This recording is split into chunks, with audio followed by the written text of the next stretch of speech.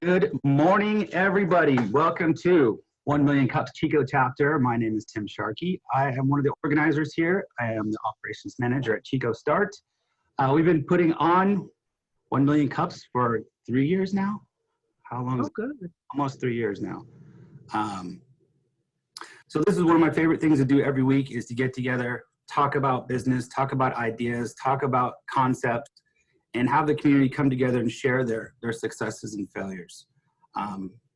I personally love to hear about the successes, but I also enjoy the failures because those are the lessons that we all need to learn, and it brings us all up to a faster platform for success. So sharing our failures is really important, not only the successes. So that's one of my big takeaways from here every week, that I really to listen to what worked for them, what didn't work for them. And the Q&A is probably my favorite part besides the presentations, but there's always lots of information. What is 1 Million Cups? It's a weekly platform put on by the Kauffman Foundation across the United States with over 150 different chapters. And our presenter today is actually an organizer as well. So welcome, Ayanna. It's nice to have someone else on board that will be used soon, I hope, after the COVID. So across the United States, the 1 Million Cup represents all the accumulated cups of coffee it takes to get this project going, get your going, get your day going, get the kids going, get your ass out of bed and get up and go get stuff done. So it's very, very appropriate name. It's sometimes a little bit hard for new people to understand, but we go through so much coffee. Kids are always like, have a cup of coffee, it's 8:30 at night. I'm like, got stuff to do. So that's what 1 Million Cups. It's the front door to the ecosystem becoming an entrepreneur. To share your ideas, a safe platform with community peers, like I said, that are going to share with you their experiences, their connections, and to network and find those different resources that are out there that you may not be able to find on your own. That one person, 2-minute conversation is going to save you 6 months in time sometimes. It's going to save you $10,000. You're going to, just one little brief conversation can help somebody and motivate them and help them keep going, get past that next no. So that's what this is. It's the front door to the ecosystem to let you know that everyone can be an entrepreneur. Anybody can own their own business. Anyone has control of their own future. So I'm very appreciative of Kauffman Foundation. And with that, I'm going to introduce our speaker today. We have Ayanna McMullen, and she has a new one business, I guess. She has multiple items. The Network Incubator and what it's about. So you have the floor, Miss Ayanna. You have 6 minutes. Okay, let me share. Hello, everyone. We're going to get right to it because I do have 6 minutes. Okay, so the Network Incubator is a creative think tank for business ideas, and it was started in May of 2019. And we have something here called Capital One Cafe in Germantown, who we partner with, and I'll tell you about that later if you have a question about it. We meet every first Thursday of the month, where entrepreneurs, creatives, and professionals can connect, create, and collaborate. And the goal is to flesh out a business idea or receive support with a business challenge within a dynamic group setting. The problem is that I found when creating this is a lot of startups and solopreneurs experience isolation, lack of resources. Did you want to share those? Sorry, did you want to share the slides? Oh, I thought it was. Sorry about that, guys. I'm just going. 1 second. You're fine, even just got it. You can boom right in. Yeah, I was just talking. There we go. Oh, there we go. Can you see that now? Yes. Okay, so that was my beginning. Here's my second. Haha. Monthly Network Incubator event every first Thursday. Entrepreneurs, creatives, and professionals can connect, create, and collaborate. Like I said, to flesh out a business idea or receive support with a business challenge within a dynamic group setting. And we launched last year in 2019. And so the problem that I found when creating this was a lot of entrepreneurs and solopreneurs experience isolation. They experience a lack of resources. A lot of times they're hitting planning roadblocks. And unlike when I was in the corporate sector, I didn't have that team to bounce ideas off of. When you're starting, sometimes network association fees can be very high, and some people have challenges making connections, especially if they're moving into an industry where they weren't previously in. And if they're introverts, that's especially hard going to network and introducing yourself. The solution is our 3 C's of the Network Incubator. We connect, we create, and we collaborate. We believe in diverse and equitable connections where everyone's voice is heard. We feel like creativity fostered through the power of the collective idea generation bridges that gap between connection and collaboration. And we believe in collaborations that support economic sustainability. Why this model is so unique is because it is a bottom-up approach. When people come to the Network Incubator, they post their idea or challenge on the board, and that becomes the topic for when we break out into our groups. We break out into groups based on the idea or challenge. So we may have a marketing group, a business development group, a financial group. We have intuitive equitable encounters, which means, you know, there's very organic in how we meet each other. It's not a 60-second pitch. We tap into the power of the collective, and there is an intersection, which I love, of entrepreneurship, creativity, and corporate ideas, because we can learn from each of these disciplines in order to boost the entrepreneurial ecosystem. Our impact in a year has been, we've had, it may have changed now, but 124 unique visitors, 82 return visitors. So we get a lot of people that return.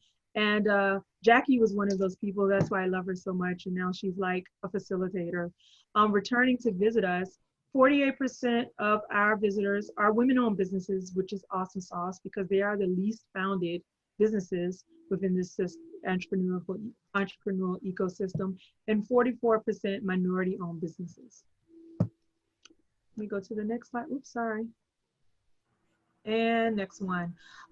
During the Rona, as we like to call it sometimes, we found we are still viable in uncertain times.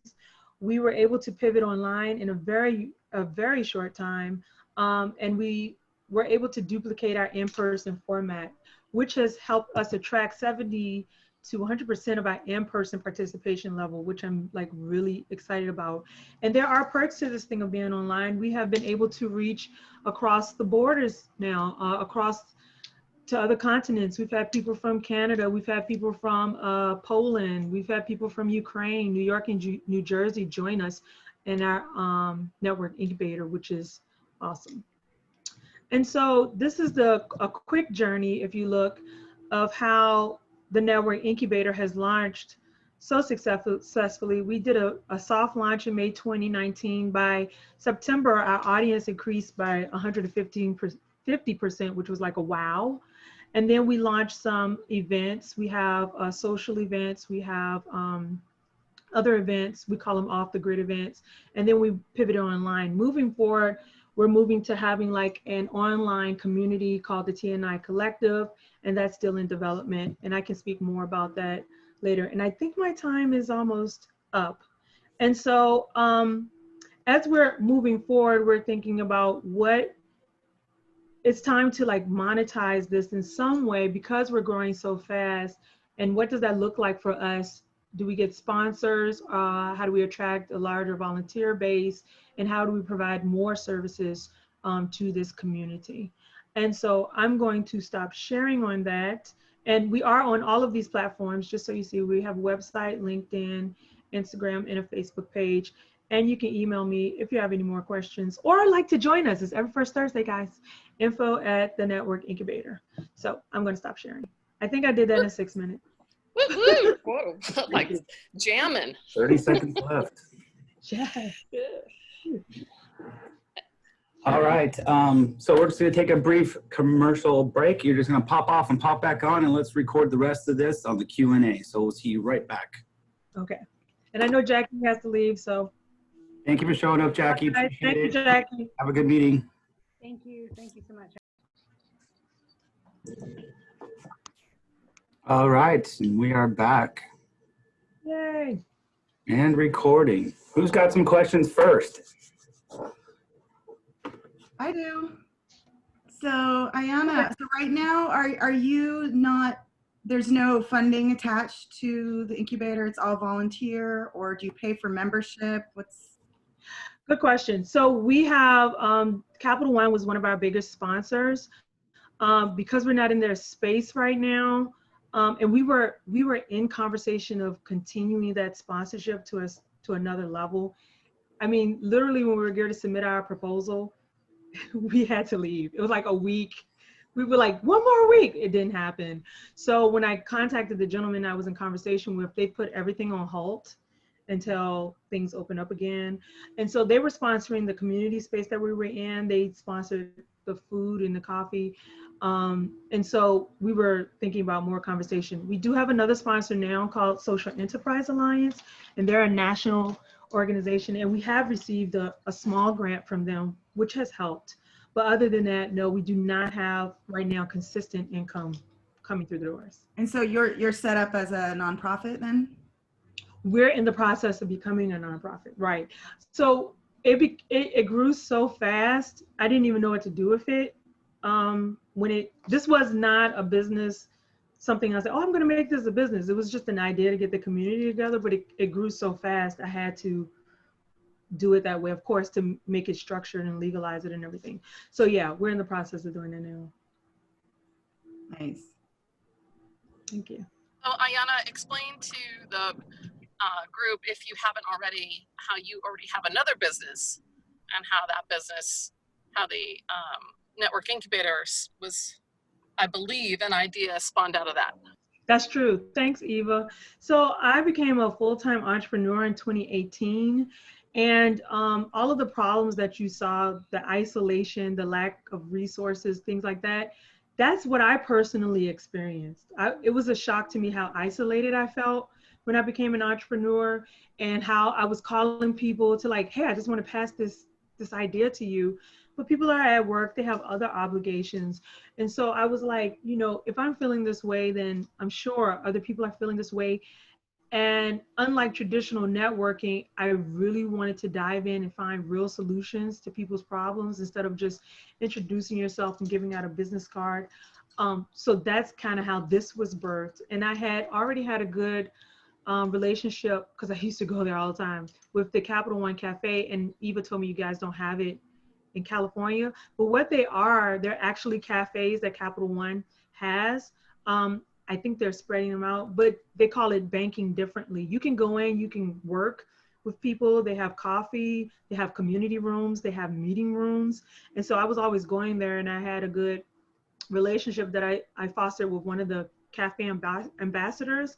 And I just said, hey, I got this idea for a program that we might can bring you a space, because they're really about bringing the community into like this banking differently structure. And they were like, yeah, let's test it out. We're interested. We developed it further, and then we launched it in May. We had 8 people. By September, we had about 25 coming. So that's kind of how it grew like that. Yeah. That's how the Network Incubator. So like I said, I had this thing before I knew I had a thing. So I have a question. So you were growing. Was it because of the traffic you're getting from the Capital One Cafe, or what kind of marketing were you doing to get the word out in the community? Like, hey, we have this networking incubator, come and share and collaborate. Yeah, or was it word of mouth? A lot of it's word of mouth. I did initially pull people that I knew and tell them I'm doing this, come to this thing.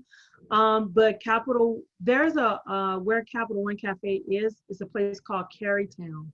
And they have their own like Facebook group. And so the ambassador connected with them and said, hey, can you market this? Because they're always wanting to attract people to the area.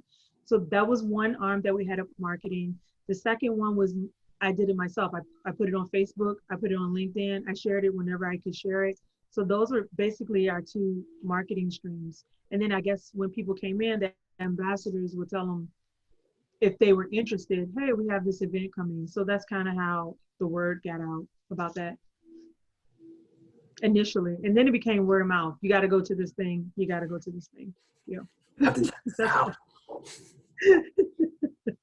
So Ayanna, are there, I'm sorry, where are you located again?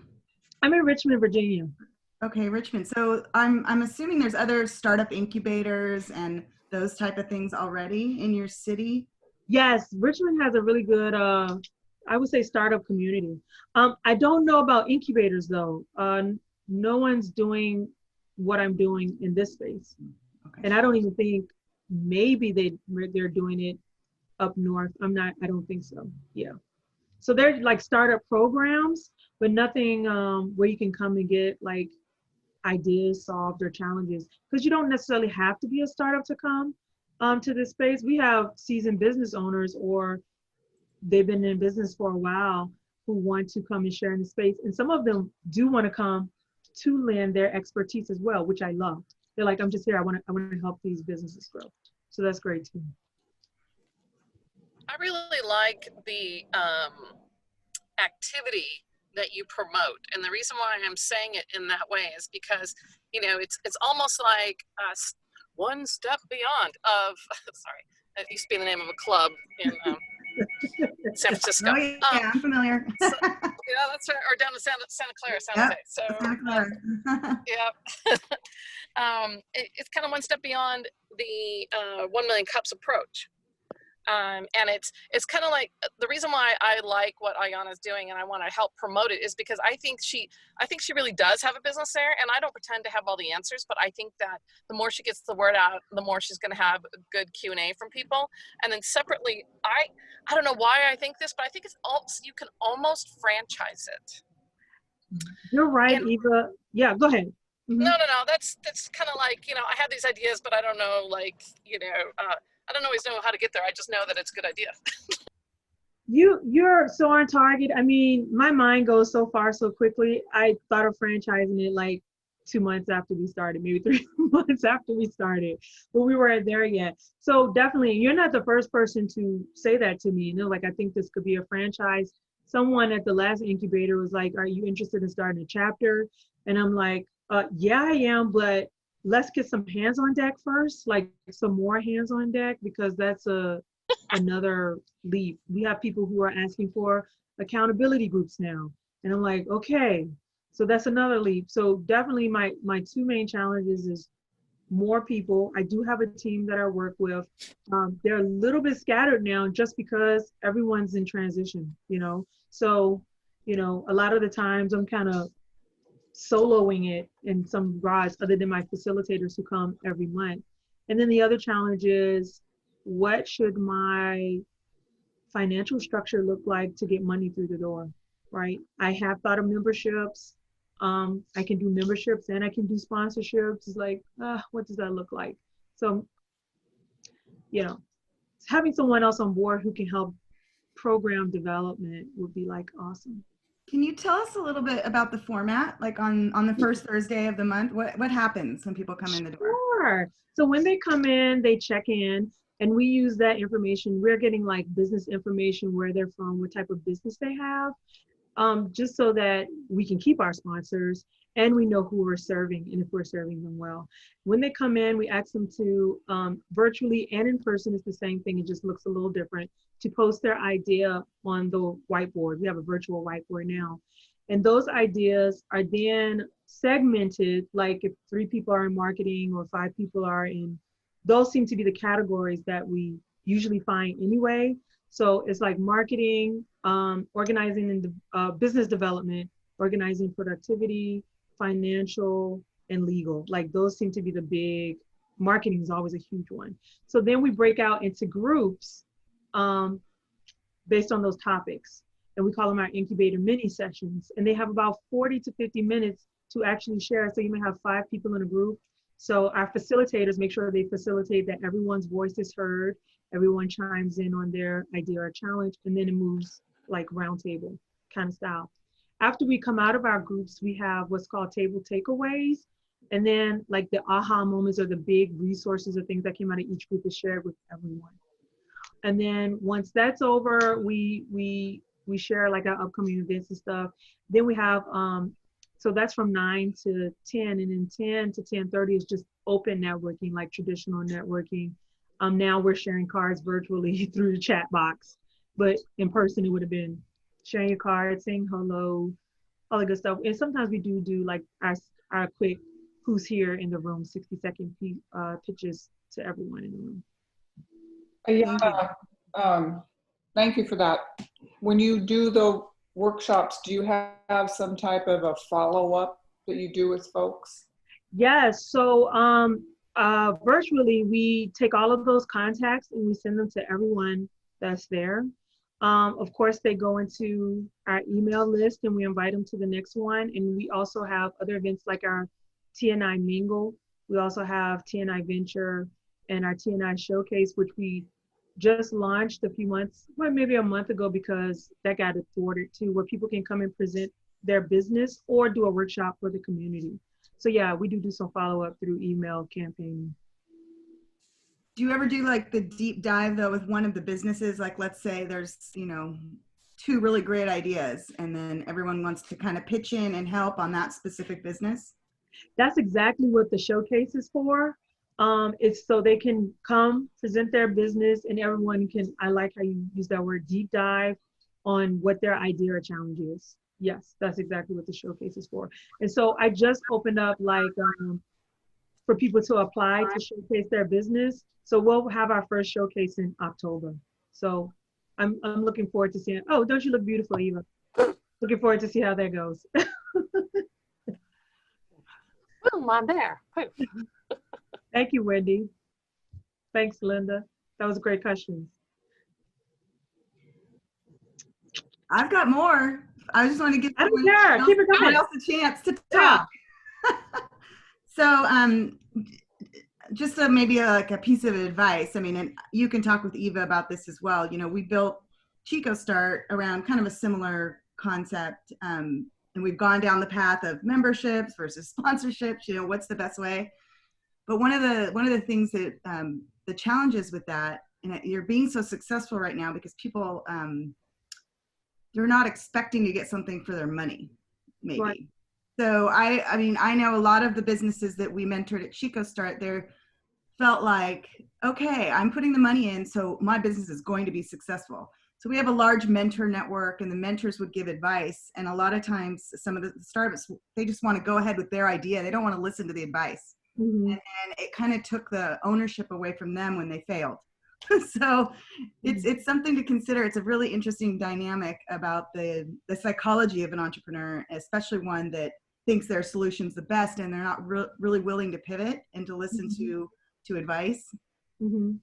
So what are you saying exactly? I just, there's so many different models out there. I mean, you have to fund yourself, you know, you've got to do that, but putting in the, you know, really looking into the psychology about entrepreneurs paying for, you know, either they're going to get money through an accelerator program, which I think Eva's looking to develop at Chico Start as well, or, you know, paying a membership model. There's been a lot of different ways that people have approached it, especially in the last 5 to 10 years.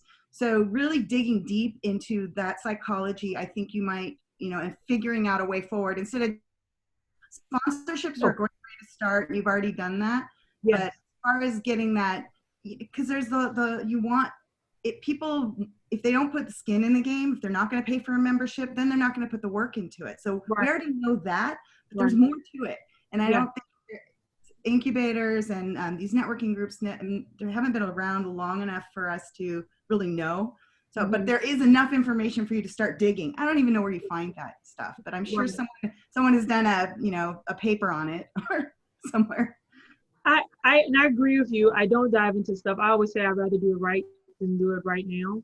And I know like once you launch something, there is calibration of information, then you make it even better. So no, I'm not trying to like, even though you think we need this money now, I'm not trying to like move prematurely. As far as membership is concerned, that is, I do have to figure out what that looks like. I feel like the following is so great. So let's say I will keep everything that we have now. Like I'm not going to take that and say, oh, I'm going to make this into a membership. That would just kill my following, right? So all the events that we have now, we'll keep it free for the most part. Now moving into, they want accountability circles now. That's a whole another ball game. You might have to pay for that, okay? Because that takes people to collaborate all of that stuff and keep track of who's meeting with who. Yep. So yeah, I think we have something there that we can even start with. Okay, pay for your accountability group then, and you can generate some income from that. Yeah. So yeah, I agree with you. Looking into psychology. And also and piggybacking off what Wendy just said, what I'm starting to learn, and I don't have any long-term data on it, so is that depending on how you sell the value of what Right. you're doing to sponsors, okay, because sponsors can be low-hanging fruit, can be, and I temper that word very, you know, and because you're so good at relationships, you know, that I think could probably work in your favor. If you were more introverted and were not so articulate about the value, that could be a harder climb for you. But I don't see you having a problem with that. And and so I think between looking at, you know, Wendy's making a very good point. If they don't have skin in the game, you're not going to have longevity. Right. If you have volunteers that do what they like to do when they like to do it, that can also cause a problem. And you already know that from your 1 million cups stuff, right? Yes. So, you know, I'm not saying I have all the answers, but I think there's a balance between the Capital Ones and such of the world and others that could see that can be seeing the value, right, of being a sponsor of your initiative. Right. And then also having those folks who want to utilize all those services. And then, you know, so there's some people you can grandfather in, right? There's places where you can monetize around the accountability, new services, right? Right. And then like as new people come on, you know, you can have them help pay for things. True. It is those, you know, the latter being the challenge. I think it's easier to, and it just depends on your area and how things generally work, you know, and your geography, right? But I think it'd be easier to go after sponsors first, and concurrently show your sponsors how you're going to be monetizing the. Oh, that's a good idea. Okay. Right. So you can say, hey, this is the foundation I've created. This is the value I've created. This is the following I've had. Here's the data. You've got enough of that already that you can move forward, and you can talk about how Capital One has been a sponsor. Once you get one sponsor, like I just did this recently, and I'm not going to name names, but I used one sponsor to another sponsor and said, hey, you know, like, hey, you know, like appealing to their ego. Yeah. Right. Right. And then, you know, something that wasn't even on the table to discuss was all of a sudden, yeah, slam dunk. Right. Right. You're right. Plus I timed it to the end of their fiscal year, to the beginning of their new fiscal year, so that they had more money, and as you know, so there's those other things, but I'm going to quit talking. So. No, that's very smart. I absolutely agree with you. And I think having that Capital One tag on there, people are like, how did you do that? So they're already like ready, like, how did you even get through the door with Capital One? It makes you, it says, I know what I'm doing. When you already have a sponsor, oh yeah, I know what I'm doing. And I just got this other grant from the Social Enterprise Alliance in June during a pandemic. So it really says, oh, I know what I'm doing. I'm still getting money, you know? So yeah, I agree with you. And I do like going after the sponsors, then just telling them we're going to create sustainability through memberships maybe. Okay, that's a good idea. Thank you. Then you got to plaster the logo everywhere. Of course, that's right. Oh, so speaking of, I'm sorry, Timothy, I saw your hand. Volunteers, the way that I'm working on attracting volunteers, because most of them are business owners. So I'm kind of thinking about maybe I can say the volunteers, like for our facilitators, they're all volunteers. I can say you guys will have like a little blurb in a newsletter, like to keep them consistent. That's what I'm thinking. Like, oh, when I volunteer for the business development group will be blah, blah, blah. She does coaching and stuff. You know, that keeps people consistent. You're like, oh, am I going to be in a newsletter? Yeah, I'll be there every month to facilitate for an hour. Yeah. And remind them to put it on their LinkedIn profiles. Oh, good idea. Okay. Yes, Timothy, you had a question? So my question was, how do you get feedback from your participants on their ROI? So you had talked about, 48% of the businesses started are women owned right now, and 44 were minority owned. Have they started while they've been working in the networking group, or were they existing and nurturing them along the way? And then how do you know, I'm thinking if they're growing and they're becoming more successful, and then they can do a give back program, something on that lines, and then when other people see that, hey, I'm part of this network, they're helping me with my business, I can see that they're growing, and it's just a give back, ecosystem for you. Gotcha. I do like that give back program idea, because we had talked about that. Right now, I do not have the ability to track that type of information. I just know in meeting them and word of mouth, some are just getting the idea rolling about their business, some are restarted, and some are like at a planning roadblock. But that's why I feel like once we get the accountability groups and those who ever join that, we can track those people. I can't necessarily track everyone who's like just filtering the door for the monthly session. But if accountability groups are more consistent, and I'm thinking about like they will have to log some kind of information, like how many connections they made, did they make money off of these connections, how much money did they make, something like that. Again, and I think that would be a great paid service. I would pay for accountability like that in my business, like, Yeah, most definitely. that's actually a good point that Tim brings up. That was one of our Chico Start failures, I would call it. About 3 years in to maybe 2.5 years in, we had our first big success. So our first business that was funded with $2 million, and they were able to move out of the office space in about 5 months after they got their Wow. and they really took off and they did great. And then as soon as that happened, obviously they were hiring like crazy. It was all hands on deck. And besides our personal relationship with them, they were no longer connected to the incubator. And so we really saw that as, okay, how do we keep them as part of the ecosystem? And so having those conversations up front with the people that you're networking with now before they're a success, and really thinking through is, that give back program, or how do you have the previous business owners that are successful come back? Because they're going to be so busy too, Yeah. with they grow. It's something to really, really think about. Yeah. I wouldn't even know how to, track that right now. I'm just thinking.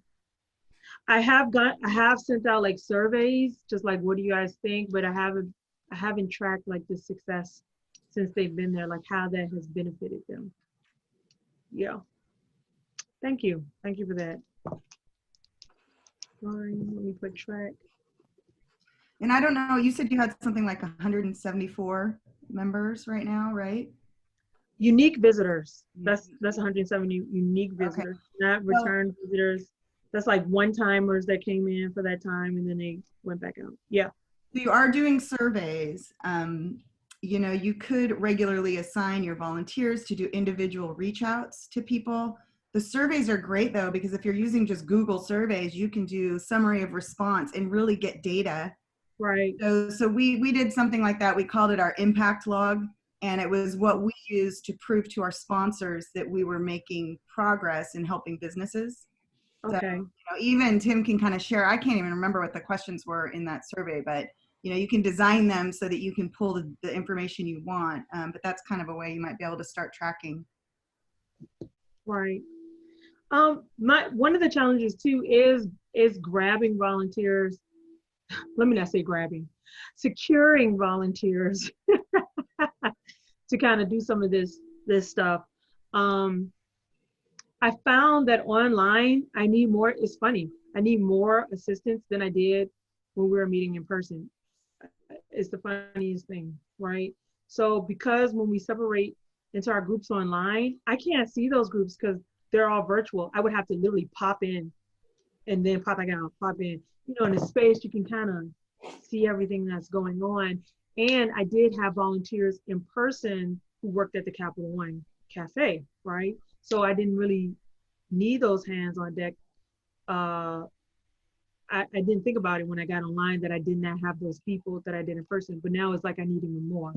So I'm trying to find what is the easiest way to secure and keep volunteers, because I just don't want two things. Do I want a revolving door of facilitators, or do I want to keep the same facilitators? But that doesn't give another business a chance to be a facilitator. Do you feel what I'm saying? Because it's kind of like, you know, when you become an organizer for 1 Million Cups, it's kind of like you're soft selling yourself to, like, oh, you must be about something. You're an organizer. Same with the Network Incubator. So it's kind of like they get to soft sell without necessarily saying it, but they're like, I'm the facilitator of this group and my business is, right? So it's kind of a soft sell. It's kind of a win-win. Do I keep the same facilitators? I mean, I love that they want to keep coming back, or do I give other businesses the chance to facilitate? So that's like a challenge that I've been thinking about too. And that's just facilitators. We're not talking about all the other stuff that I need volunteers to do. Yeah, I think I'll chime in here. I think you can do a combination of both.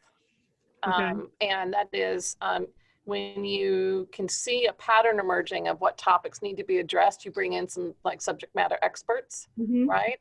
Mhm. And then everybody learns whether they're a facilitator or not, right? Yeah. And then, you know, you can have different coaches kind of keep an eye on different teams. And that if that's something they like to do, that's, you know, that's kind of that whole, you know, being able to balance between what they're good at, what they want to do, and what they're willing to do, right? Which can be hard. You know, I think that the thing I brought up about bringing in subject matter expert, that also kind of keeps things fresh. So even if there isn't necessarily a problem to fix at that moment, but you want to keep your following kind of fed and nourished, right? Yeah. You know, you're going to want to say, hey, in the next month, we're going to tackle what, you know, COVID reopening toolkit, or, you know, or we're going to talk about what are the HR and legal issues that have to do with the PPP, or, you know, let's, you know, not to say that we aren't all just exhausted of this whole, you know, COVID thing, but, you know, those are all really relevant to small business, and they're the,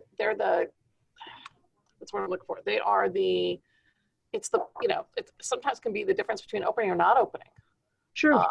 And then we've had even mature businesses contact us and say, hey, I heard you guys have a COVID reopening toolkit, and everywhere we've been, it's been half-assed. But you guys have a good one. Let's, you know, I've been in your facility since, you know, so what do you got? And then I say, hey, contact Tim, you know, Okay. you know, and we also have this kind of stuff on our resources page, but it's also not just having it available on a page, it's also teaching it, right?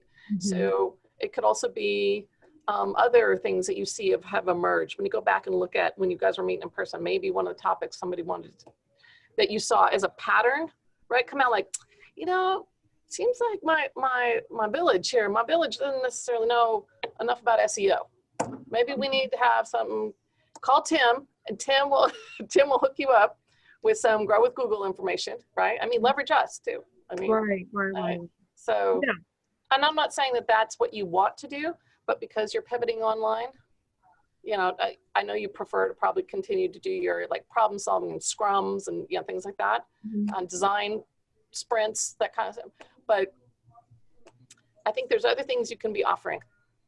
Well, we do offer, we haven't started, like I was saying earlier, the showcase kind of does that kind of thing. So if people want to deep dive into a particular subject, it's not just for the business to get help, but someone can actually do a workshop and say, okay, like you were saying, SEO, okay, we're going to showcase, I don't know, Tim, and talk about whatever, something. So join in to learn about that for your business. So that's part of the showcase too. Yeah.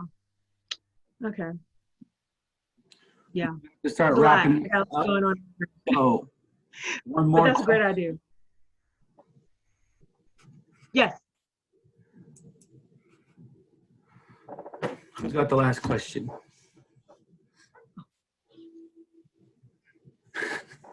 So with all the different people coming on in the collective now, what's the biggest challenge bringing so many people together and in putting that whiteboard to work? Because you had a full. I'm sorry, what was the question? Your videos, your sound is kind of going in and out. On the collective, on pulling so many people together online now, how did that come around, organizing it that way and then breaking into the groups with the whiteboard? You know, did it take a few sessions to get it up and going? People understand the platform, or? I literally pivoted online like 3 days before an incubator session. I learned Zoom in like maybe a week or something. And then I had to learn the group breakout feature. So the first time we did it, it was a bit challenging. What I've learned in this space, you have to use different language to give people a visual. When you say break out into groups in person, we know that. When we say breakouts in groups on virtual, they're like, how do we do that? So I have to say, oh, it's kind of like you're going on your own little island when you see this thing on your screen, except that and you're going to be like on your own island, then I'll bring you back in. So that was a little bit of a challenge, just trying to break people out into groups, because it's not like that feature where they let you automatically break people into groups. You have to do it according to where they said their challenge was. So basically, I just have like a spread, a Google Doc that I call the virtual whiteboard. And instead of creating the groups based on what people know, because we were in person so long, we kind of already had those categories. It was like, these are generally the categories. So I just made them anyway, and people plugged in under those categories. So they plug in under business development, marketing, whatever their challenge is. And then I have one that's called unsure. If they're unsure, we'll find them a space to be in. So that's kind of how I tried to mimic the in-person to online. And it's kind of running smoothly now. Like, because I even have like like somebody being the gatekeeper now, like they would at the check-in and all that good stuff. So it's kind of working. I hope that answers the question. Yeah, it gives me a little insight. I want to really jump in on the next meeting, but we do have. Yes, please. And I want to say thank you so much, Ayanna. It was Thank you. amazing to listen to it. Amazing to listen about the growth, the success, and how fast it's going. And nothing but the best for you. And I hope this platform, sharing it, gets more ideas for you and helps you succeed a little bit faster during this COVID. So thank you so much for your time. Appreciate it. And Thank you. This is very helpful. Very helpful. And supporting Ayanna on our mission. And thank you to our sponsors and our organizers, Wendy, and Eva, and myself. And Kent's not here today, but thank you, Kent. Hope to see you next week. And remember, everybody, bring someone in next week. Bring your crazy neighbor, Bob. Make sure he knows. I thought it was crazy cousin Bob. Hold on, I'm so confused. There's always a Bob, so bring him next time. And everyone go out and be awesome ashamed. today. And we'll see you next week. All right. Thank you, Ayanna. Thank you, Talk to Eva. you soon, Thank you, hon. Wendy. Thank you, Linda. Thank you, Timothy. Thanks, everybody. Thank you. Bye-bye.